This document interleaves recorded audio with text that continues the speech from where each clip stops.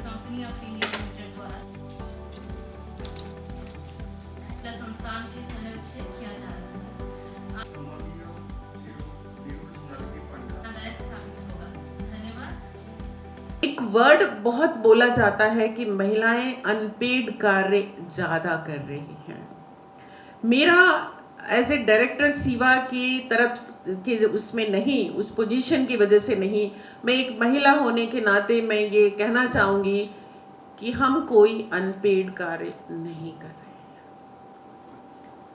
अगर हम डोमेस्टिक कार्य कर रहे हैं तो डोमेस्टिक कार्य को अनपेड की कैटेगरी में लाना ही हमारी डिग्निटी को क्वेश्चन मार्क करना है। मैं बहुत निगेटिव उसमें बोल रही हूँ सर, क्योंकि अगर मैं एज ए मदर अपने बच्चे की केयर करती हूँ और मैंने 5 घंटे उसमें स्पेंड किए, या मैं इन्फेंट की केयर करती हूँ and I spend about 10 to 15 hours in a day.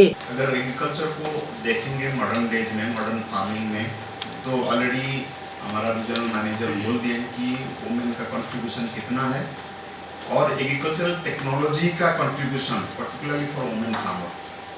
क्योंकि जब हम लोग अच्छा फार्मिंग करना चाहते हैं, सस्टेनेबल फार्मिंग करना चाहते हैं और उसमें इनकम अच्छा होना चाहिए, रिस्क कम होना चाहिए, तो उस केस में हम लोग को मॉडर्न टेक्नोलॉजी पर्टिकुलरली जो सुटेबल फॉर वुमेन फार्मर्स जो शिवा यहाँ कर रहे हैं, आप लोग आए हैं यहाँ देखेंगे कुछ टेक्नोलॉजी है। मैं 1-2 टेक्नोलॉजी का नाम लेना चाहता हूँ।